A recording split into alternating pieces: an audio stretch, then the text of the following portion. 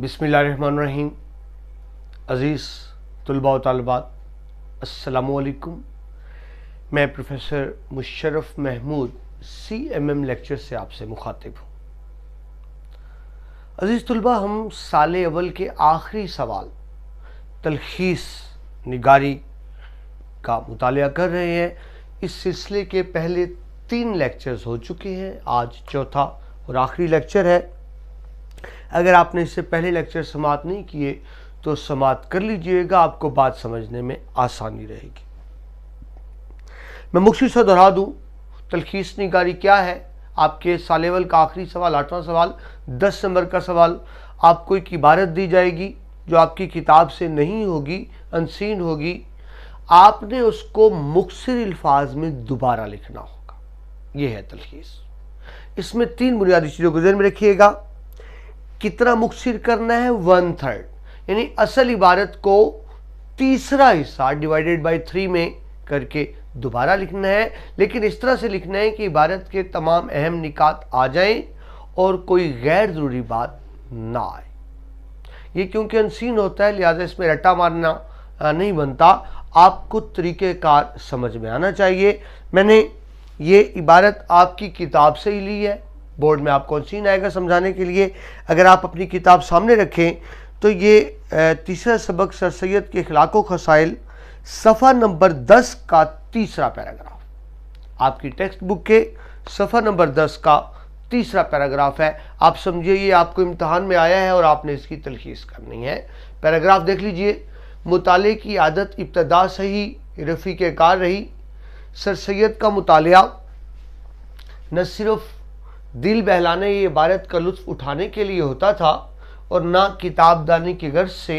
जिस तरह के मदरस और तुलबा किताब के एक एक लफ्ज़ और जुमले और तराकीब पर गायर नज़र करते हैं, बल्कि उनका मतलब सिर्फ मुसन्नफ़ के ख़यालात से इत्तला हासिल करना होता था।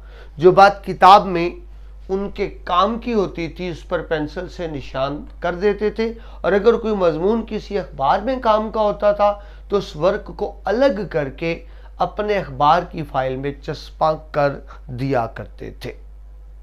तो ये आपके सामने इबारत है। अब इसकी तलखीस करेंगे। हम पिछले 3 लेक्चर से प्रैक्टिस कर चुके हैं, मज़ीद मश्क कर रहे हैं। तो बोर्ड में आप किस तरह से लिखेंगे?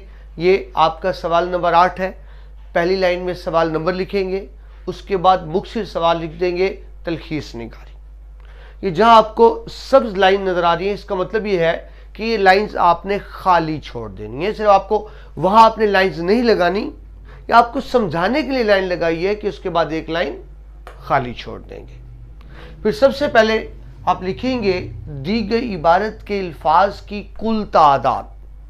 अब क्योंकि तलखीस में 1/3 करना है, जब तक आपको अल्फाज की तादाद मालूम नहीं होगी आप 1/3 नहीं कर सकते। तो आपको तरीक़ेकार बताया था कि एक लाइन के लफ्ज़ गिन लें, फिर जितनी भी लाइनें, 3 लाइनें हैं तो 3 से ज़रब कर दें, 4 लाइनें हैं तो 4 से ज़रब कर दें, 3.5 लाइनें हैं तो आधी लाइन उसमें ऐड कर लें। तो हम लफ्ज़ गिनते हैं पहली लाइन के 1 2 3 4 5 6 7 8 9 10 11 12 13 14 15 16 17 18 19 20 21 22 23 24 25 26 27 28 29 30 31 32 33 34 35 36, तकरीबन 36 अल्फाज और 3 लाइनें हैं। तो मैंने उसको 3 से ज़रब दे दिया 36 को, तो हमारे पास तादाद आ गई 108।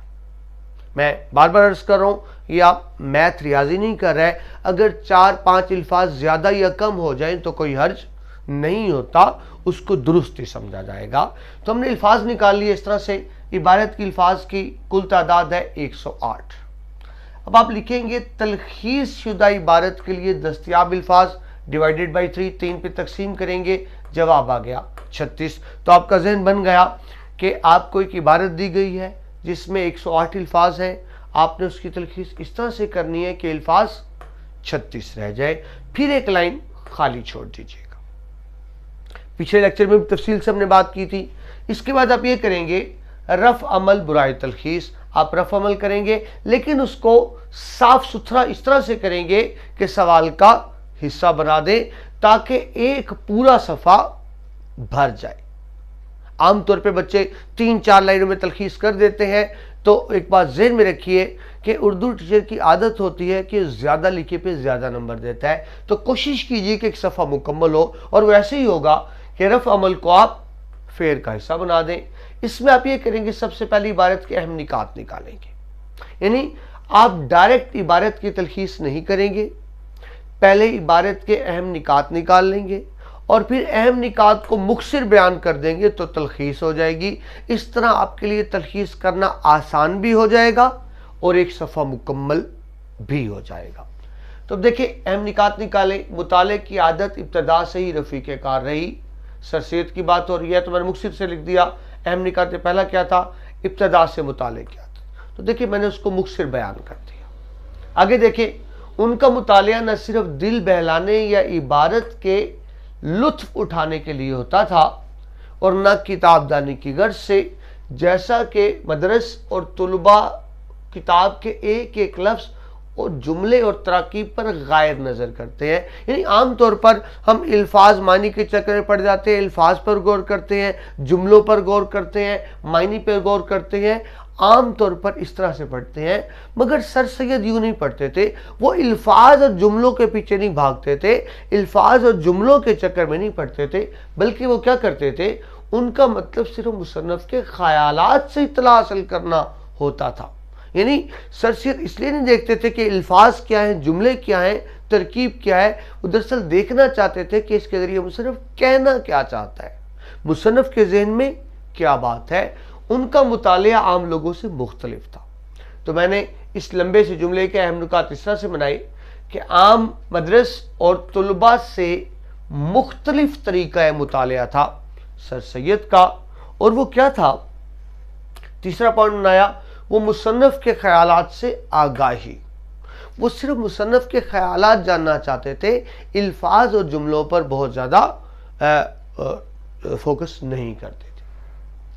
आगे चलिए, जो बात किताब में उनके काम की होती थी उस पर पेंसिल से निशान कर देते थे। सिंपल सी बात, किताब पर पेंसिल से निशान ना लगाना, साथ साथ निशान लगाते जाते थे ताकि आइंदा के लिए ज़हन में रहे।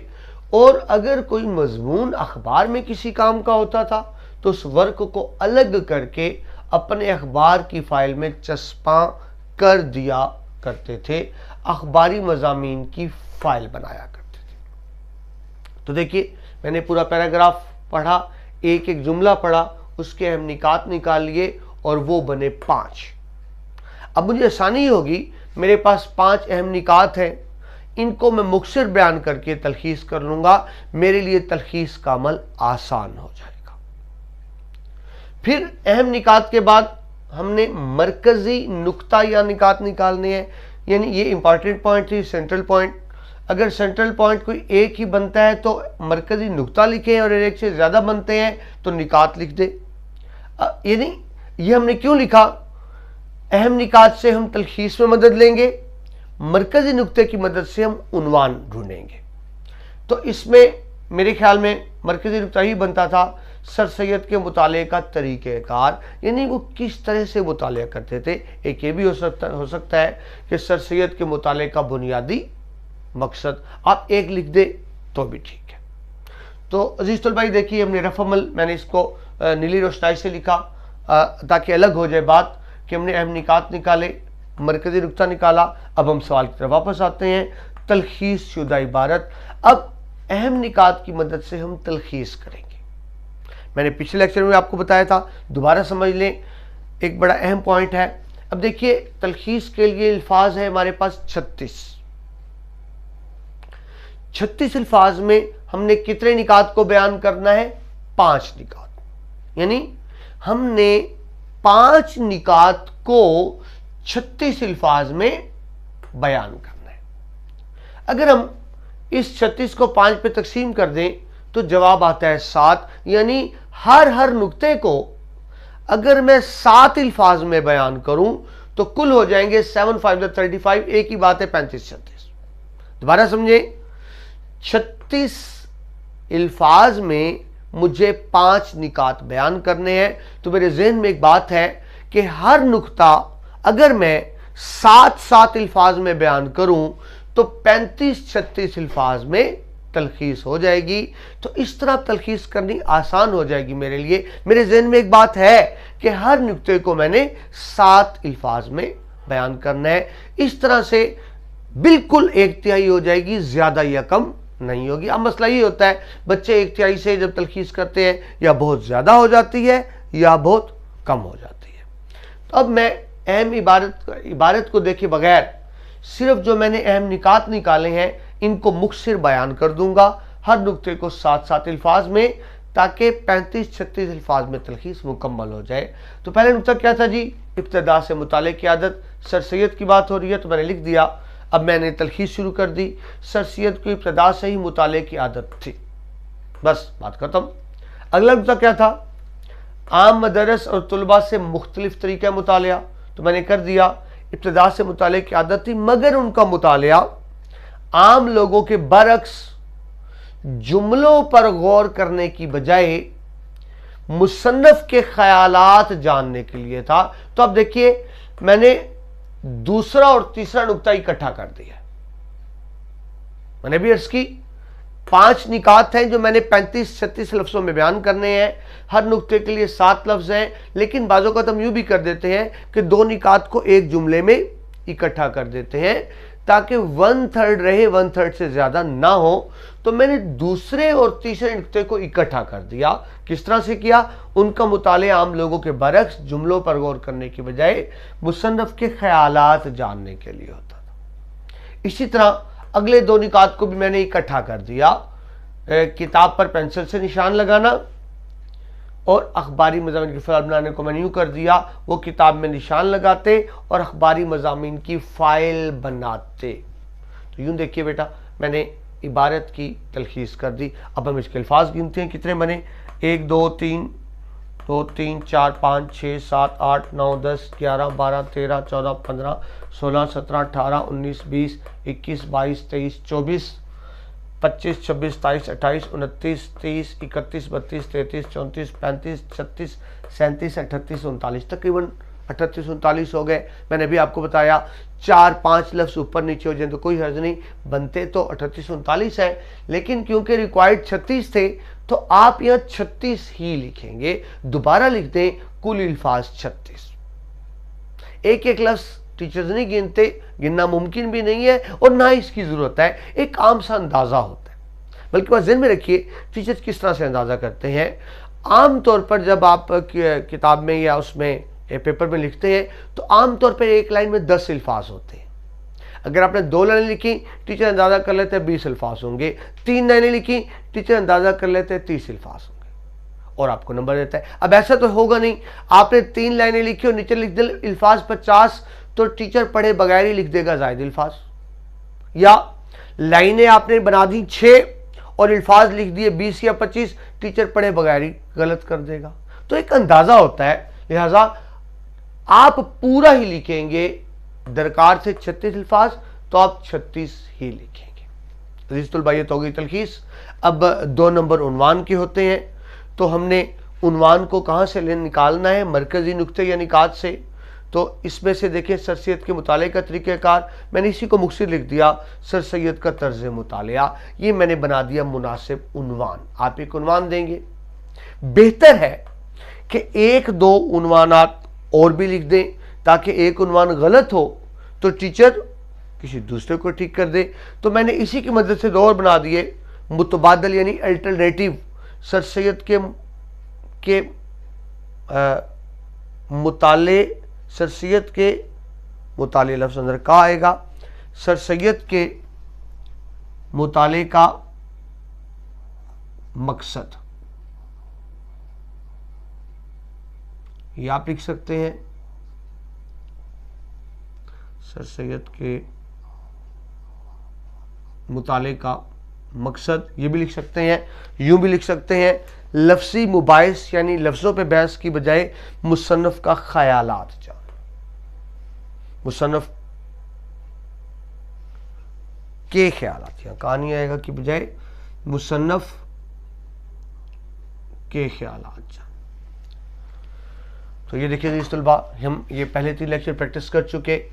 दोबारा बात समझ लीजिए, एक आपको इबारत दी होगी, आपने तलखीस उसकी दोबारा इस तरह से करनी होगी कि इबारत का 1/3 रह जाए और उसमें सारी बातें भी आ जाएं और उसका उन्वान बनाना होगा। तो हमने क्या किया, हमने सवाल नंबर लिखा, उससे सवाल लिखा, इबारत के अल्फाज की कुल तादाद लिखी, फिर तलखीस के लिए उनको डिवाइडेड बाई 3 करके लिखा, 3 पे तकसीम किया। फिर रफ अमल में हमने अहम निकात निकाले और मरकज़ी नुक्ता निकाला। अहम नुकात की मदद से हमने तलखीस की, मरकज़ी नुक्ते की मदद से हमने मुनासिब उन्वान दिया और मुतबादल उन्वानात दिए। इसमें अहम तरीन बात यह है कि 1/3 ही हो। अगर 1/3 से ज़्यादा या कम हो गया तो आपके नंबर कटेंगे। उसके लिए मैं आपको बार बार समझाने की कोशिश कर रहा हूँ कि 1/3 किस तरह से बनेगा। आप पहले अल्फाज बना लें।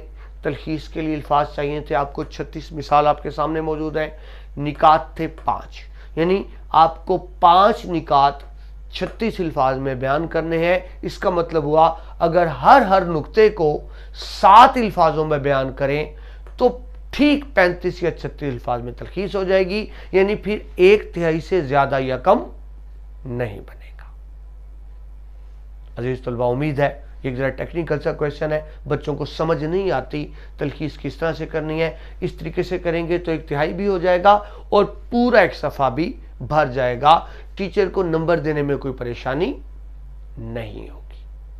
अगर अजीज तलबा ये लेक्चर आपको मुफीद लगा है, पसंद आया है, इसमें आपके काम की बातें हैं, तो ये आपका फ़र्ज़ बनता है और मेरी आपसे रिक्वेस्ट भी होगी कि इस लेक्चर्स को और हमारे चैनल CMM लेक्चर्स को दूसरे दोस्तों के साथ शेयर भी कीजिएगा ताकि इल्म का सिलसिला आगे से आगे बढ़ता रहे।